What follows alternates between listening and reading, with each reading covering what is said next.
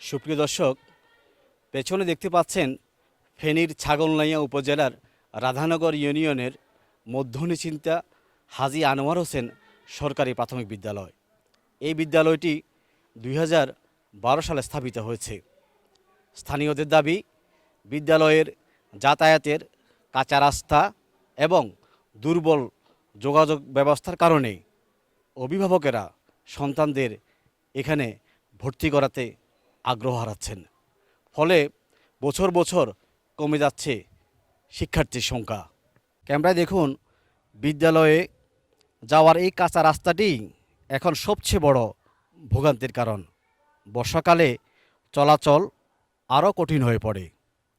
স্থানীয়দের অভিযোগ, সহজ যোগাযোগ ব্যবস্থা না থাকায় অনেক পরিবার পাশের এলাকার বিদ্যালয়ে সন্তানদের ভর্তি করাচ্ছেন। কেন এমন হচ্ছে, চলুন দেখে আসি। সরকারি একটা প্রাইমারি স্কুলের মধ্যে ছাত্র আসে না এই জন্য যে রাস্তাটা সংস্কার হয় নাই। যদি রাস্তাটা সম্পূর্ণভাবে সংস্কার হয়ে যায় এবং অনেক স্টুডেন্ট এবং ছাত্রছাত্রী আসবে ইনশাল্লাহ।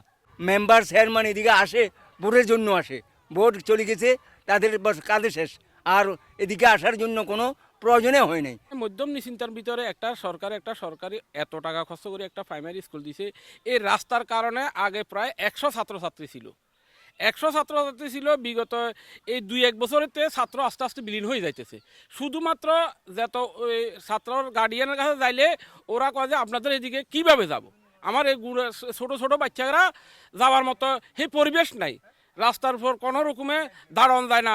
আমি অনেক ছাত্রর গার্ডিয়ানে বলতেছে যে না ভাই, কয় যে আপনারা কষ্ট করে আইছেন, ঠিক আছে ভর্তি দিছিলাম, এখন কয় যে আমার ছাত্র জীবন আমরা নষ্ট করতে চাই না, এখানে যাই। এই একমাত্র এই ছাত্র না কমে যাওয়ার পিছনে যে কারণটা প্রধান, সেটা হচ্ছে যে রাস্তাটা ফাঁ যদি নাকি দিই কাঁচা রাস্তার ভিতরে, তাহলে অন্য দিকে চলে যায়। আমরা অনেক কষ্ট করছি এই রাস্তা থেকে, এখনও কষ্ট করছি। আমাদের অত্র এলাকায় চেয়ারম্যানের ইয়াটা আসে না। চেয়ারম্যানের সাইড হইলো অন্য সাইডে, তো তারা যে সাইডে নেতা আছে, যে সাইডে আছে, এরা ওই দিকে কাজ করে। আমাদের এলাকার প্রতি কেউ নজর নাই। এই রাস্তাটা বহু পুরানো রাস্তা, এটা আজকালের রাস্তা না, এটা বহুত পুরানো রাস্তা। এটা মাত্র আমাদের অন্যান্য এলাকায় সবগুলো রাস্তা হয়েছে, মেন রাস্তাটা হয়নি।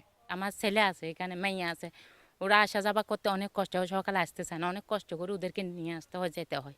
আর স্টুডেন্টকেও এই আনতেও হয়তো যাইয়া ধরে ধরে নিয়ে আসতে হইতো, স্টুডেন্টের ওপরে যেত। আর আমাদের শিক্ষা অফিসার মহোদয় মহদ্দিন স্যার, উনিও আমাদের বিদ্যালয়ে ভিজিট করার সময় এই যে এক জায়গায় বাইক সহ পড়ে গেছে।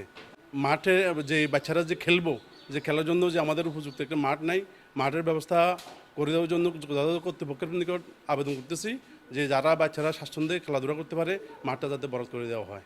আমরা কাঁচা রাস্তা দিয়ে আসার সময় পড়ে যাই, তারপরে আমাদের জামা নষ্ট হয়ে যায়, সেই জন্য আমরা আবার বাড়িতে গিয়ে জামা বদলাই। আমাদের কাঁচা রাস্তাটা আপনারা পাকা করে দেন। আমাদের স্কুলের সামনে একটা ডোবা, আমরা এই জন্য খেলতে পারি না। আমি অত্র বিদ্যালয়ের ভারপ্রাপ্ত প্রধান শিক্ষক মোহাম্মদ ওহিদুল্লাহ। আমি এখানে রেজিস্টার অনুযায়ী এবছর 29 জন প্রাথমিক থেকে পঞ্চম শ্রেণী পর্যন্ত 29 জন শিক্ষার্থী ভর্তি করি। রোদ হলে, শুকনো থাকলে ঠিকমতো আসে, বৃষ্টি হলে 20-22 জনের বেশি উপস্থিত থাকে না। রাস্তার কাঁচা রাস্তার কারণে আসতে পারে না, গার্জিয়ান নিয়ে আসতে পারে না, শিক্ষার্থী তো সহযোগী আসতেই পারে না। রাস্তা দিয়ে মনে হয় আমি 18 বছরে তো দেখি নাই এখানে কোনো একটা ইটের ছোঁয়া লাগবে। এই রাস্তাটা এতই যে মানে এই উপজেলার ভিতরে মনে হয় না এর থেকে নিকৃষ্টতম রাস্তা আর কোথাও নাই। আমি মহামান্য আমাদের অত্র এলাকার এমপির কাছে এই দাবি করি, এই স্কুলের দিকে তাকাই হলো এই মধ্যচিন্তা হাজী আনোয়ার হোসেন মজুমদার সড়কটি পাকা করা দরকার। দীর্ঘদিনের এই সমস্যার সমাধান চান স্থানীয় বাসিন্দা, অভিভাবক এবং বিদ্যালয় কর্তৃপক্ষ। নুরুজ্জামান সুমন, 71, ছাগলনাইয়া, ফেনী।